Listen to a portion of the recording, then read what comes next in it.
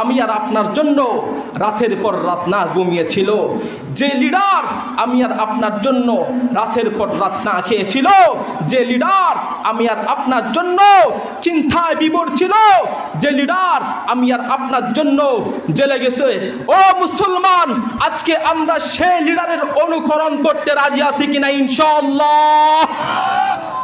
সেই লিডারের অনুকরণ ব্যতীত যদি ফ্যাসিস্টের অনুকরণ করেন, ও মুসলমান, বাংলার তৌহিদি জনতাকে স্পষ্ট ঘোষণা দিতে চাই, আলেম সমাজ, বাংলাদেশের আলেম সমাজ হাতে হাত রাখতেছি, সামনে একটা বিপ্লব হবে, যে বিপ্লবে আপনারা আমাদের সাথে থাকবেন তো ইনশাআল্লাহ।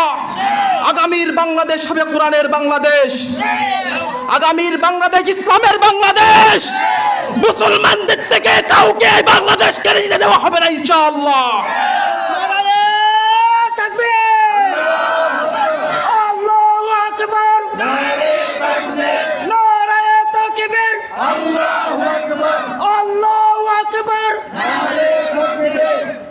ভারতকে স্পষ্ট ভাষায় কথা বলতে চাই, চোখে চোখ রেখে কথা বলতে চাই, আমার দেশের অভ্যন্তরীণ বিষয় আমরা সামাল দিব। আমরা কোনো মুদ খানেওয়ালা থেকে সবক শিখতে চাই না, ঠিক কিনা বলেন? আমরা খাই কি? গরু জবাই করে খাই আমরা, তারা খাই কি বলেন? মুদ খাই, গরুর মুদ খাই। এরা আমাদেরকে সবক দেয় যে এমন করো তেমন করো। আমার 1 ইঞ্চি মাটি নিয়ে যদি তোমরা তাকাও, সেই চোখ উপড়ে ফেলা হবে। 1 ইঞ্চি মাটি নিয়ে খেলা করতে দেওয়া হবে না ইনশাআল্লাহ। এই দেশ আমার, এই দেশ মুসলমানের, এই দেশে নেতৃত্ব কারা দিবেন? মুসলমানরা ঠিক করবে। মুসলমান দলাদলি যাহা করেছেন বাদ দিয়ে দেন, আগামীতে প্রতিশ্রুতিবদ্ধ হন ইসলামকে বিজয় করার জন্য, উলামায়ে কেরামকে বিজয় করার জন্য, বাংলাদেশের কোরআনকে বিজয় করার জন্য। হাতে হাত রাখো, হাতে হাত রাখো, হাতে হাত রাখো মুসলমান। হাতে হাত রাখতে প্রস্তুত আছেন তো কক্সবাজারের মুসলমান? ইনশাআল্লাহ আগামীতে আপনার জেলায়, আপনার ইউনিয়নে, আপনার থানায় আলেমদেরকে বিজয় করার দায়িত্ব আপনাদের। কোনো ফ্যাসিস্টদের জায়গা এই বাংলায় হবে না। যারা ফ্যাসিস্টদেরকে এই বাংলায় আবার জায়গা দিতে চায়, তাদের তালিকাও বাংলাদেশে করা হবে, ঠিক কিনা বলেন? ফ্যাসিস্টদের জায়গা বাংলাদেশে। যারা উলামায়ে কেরামকে কষ্ট দিয়েছে, যারা আমার দেলোয়ার হোসেন সাঈদীকে ফাঁসি দিয়েছে, তাদের বিচার এই বাংলার মাটিতে করতে হবে, কথা বলেন ঠিক কিনা? এই বাংলার মাটিতে তাদের বিচার করা ছাড়া তাদের পুনর্বাসন এই বাংলার মানুষ মেনে নিবে না। আমার উলামায়ে কেরাম, আল্লামা মামুনুল হক সাহেব বছরের পর বছর অন্যায় করে তাকে কি পরিমাণে কষ্ট দেওয়া হয়েছে। দেলোয়ার হোসেন সাঈদী রহমতুল্লাহি আলাইহি শহীদ করা হয়েছে। কি অন্যায় করছে তারা? কি অন্যায় করছে তারা বলেন? আপনাদের কাছ থেকে বিচার চাচ্ছি, কি অন্যায় করছে তারা বলেন?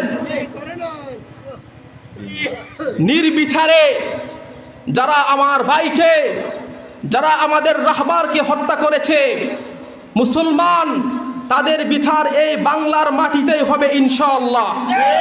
ইনশাআল্লাহ বলেন ইনশাআল্লাহ।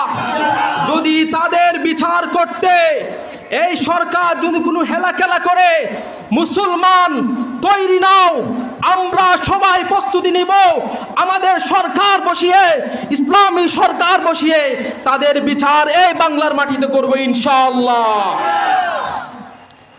মুসলমান, আমি আরেকটা দাবি, তখন ফ্যাসিস্ট সরকারের কাছেও আমি বলেছিলাম, যারা আমার এই 96% মুসলমানের দেশে যারা আমার রাসূলকে নিয়ে কটূক্তি করে, যারা আমার আল্লাহকে নিয়ে কটাক্ষ করে, তাদের বিরুদ্ধে সর্বোচ্চ শাস্তির বিধান, মৃত্যুদণ্ডের আইন করতেই হবে।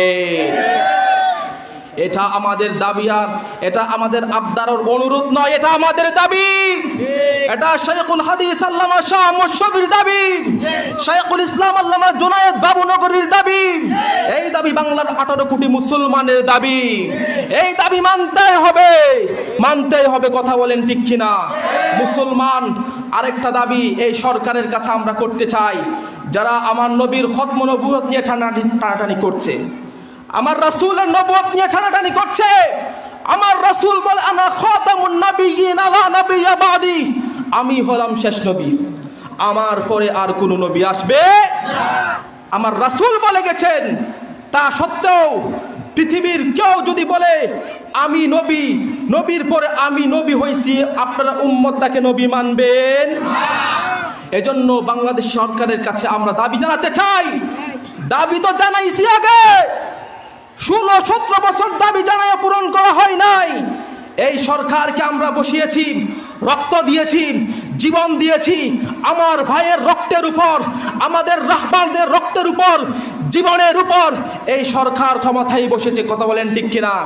এই সরকারের কাছে আমাদের অনুরোধ, আবদার, আমার নবীর খতম নবুয়ত নিয়ে যারা টানাটানি করছে এদেরকে বাংলার সংসদে অমুসলিম